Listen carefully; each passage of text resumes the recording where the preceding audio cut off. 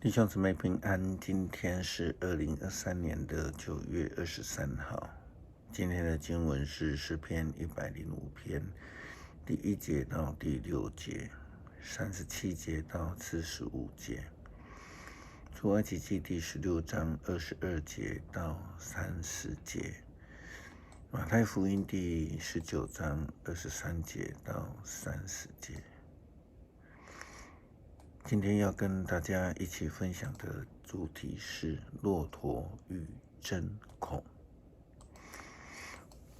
耶稣基督的比喻当中最像天方夜谭的比喻呢，大概就是这个骆驼穿针孔的比喻了。耶稣曾经这样的来比喻一个有钱的人的心态。我们曾经看过那个卡通的画法，就是有一只骆驼好像气球一般，那就卡在那个小小的针孔，头尾都很大，在针的两边，中间就缩的小小的。这么有趣的一个画面，那到底耶稣在表达什么呢？那我们前面说过，耶稣基督他是用骆驼穿过针孔来形容一位有钱的人他的心态。他们要把他们的钱请他们拿出来，简直就是跟骆驼穿过针孔一样的困难，所以他们得不到救恩了。如同台湾人在形容一位非常有钱而且很吝啬的人，我们会说他是一个钱呢打了24个结，就是说非常难解开，很难拿出来，所以意思就是说他们根本不愿意把钱拿出来的意思。那很多人的心态是说怕拿太少了，怕没有了，或是怕比别人跟别人比比别人少。其实我们在出埃及的玛拿的故事当中就可以看得出来。那今天继续的讲到安息日的情况，圣经说到第6天，他们捡拾了双倍的食物，每人4公升。民间所有的领袖向摩西报告这件事。摩西对他们说，上主已经吩咐了，明天是安息的日子，是该向上主守的圣安息日。今天你们要烤要煮的都要弄好，剩下的留在明天吃。他们照着摩西的吩咐，把剩下的食物留到第2天。这些食物也不生虫，也不发霉。摩西说，你们就吃留下来的食物吧，因为今天是献给上主的安息圣日。你们在营外找不到食物，你们必须在6天之内捡取食物。但在第7天是安息日，什么都没有。到第7天，有些人仍旧出去找食物，但是什么都没找到。上主就对摩西说，你们到现在还不肯遵守我的命令吗？记住，我是上主，我给你们1天的休息。为了这缘故，我在第6天给你们2天的食物。到第7天，每一个人都必须留在家里，不准出去。所以以色列人在第7天就不做工，每一个人每一天都能够捡拾自己的1天份，否则你捡多了也不会多，拿少的也不会缺乏。然后在那些不该捡拾的时间，就想要捡拾，你也捡不到。这是上帝给以色列人透过摩西所宣告的一切的律例，那上帝要这个以色列人来遵守。当然，基督徒也要学习，跟随上帝的带领，才能得到上帝的恩典。马太福音第19章23节到30节的经文，这样记载到，就是有关于我们前面提到的骆驼过针孔的比喻。于是耶稣告诉他的门徒，我实在的告诉你们，有钱人要成为天国的子民多难啊！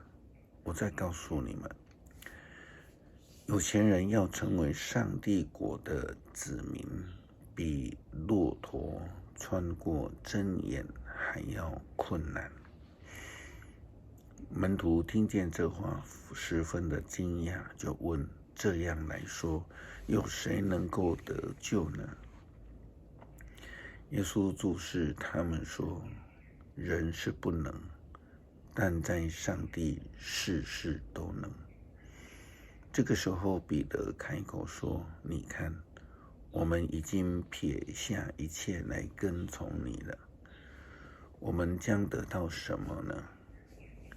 耶稣对他们说，我告诉你们，在将来的新时代里，人子坐在他荣耀宝座上的时候，你们跟从我的人要在12宝座上来审判以色列的12个支族。无论谁为了我的缘故撇下了他的房屋、兄弟、姐妹、父母、儿女或田地的，都要得到100倍的酬报，并且要得到永恒的生命。但是许多在先的将要居后，居后的将要在先。基督徒要如何的获得救恩？必须要愿意放下所有一切的人，才能进入上帝的恩典。就如同耶稣基督比喻那个骆驼穿过针孔，按照圣经考古学的研究，圣经有一个门，圣殿里有一个门呢，称为针孔，它是一个窄门。当时候的人们，特别是商人，他们带着骆驼，载着货物要进入耶路撒冷的时候，他们就必须要放下骆驼身上的货物，才得以穿过这样一个门。当我们像是骆驼，身上背着许许多多的财富，我们自以为的能力、骄傲、自我，到了上帝的恩典之门那个窄门的时候，很多时候我们却跟那个妇人一样，我们不愿意放下一切我们所看重的，无论是财富无论是我们的能力恩赐或是我的意见我的坚持这样的话，我们就进不了上帝的恩典。基督徒必须要学习愿意舍下，才能获得；要能够倾空自己，才能进入上帝的恩典，能够得到上帝的救恩。要愿意舍弃，才能获得救恩。耶稣就是要跟随着去学习过去的商人一样，要愿意放下我们认为非常重要的财物、财宝、恩赐、自我和骄傲，然后能够进入上帝的圣殿。我们不要学习吝啬的妇人，我们要学习愿意放下一切，然后能够进入救恩里面。当我们不努力追求，不愿意放下自己的思想的时候，我们就离上帝越来越远，并且会一直的退步。而那些真正努力追求、愿意放下一切的人，才能够进入上帝的殿。在后的也要在前。诗篇105篇第1节到第5节，37节到45节。你们要感谢上主，宣扬他的伟大，要向万国述说他的作为。你们要歌唱颂赞他，要述说他做奇妙的事。你们要荣耀他的圣名，愿所有的寻求上主的人都欢乐。要向上主求帮助，要时常敬拜他。上帝的仆人亚伯拉罕的后裔啊，他所拣选雅各的子孙啊，你们要记住他奇妙的作为，要记得他所施行的审判。然后他领以色列人带金银离去，他们个个身强体健。他们离去的时候，埃及人非常的高兴，因为他们害怕以色列人。上帝用云彩掩护他的子民，夜间用火照亮他们。他们要求他就使鹌鹑飞来，他从天上降粮食喂饱他们。他打开磐石，使泉水涌出。他使干旱的旷野水流成河，因为他记得他神圣的诺言，就是给他仆人亚伯拉罕的应许。于是他带领他的子民欢然离去，他所拣选的子民都欢呼歌唱。他把异族的土地赐给他们，使他们继承了别人的田园。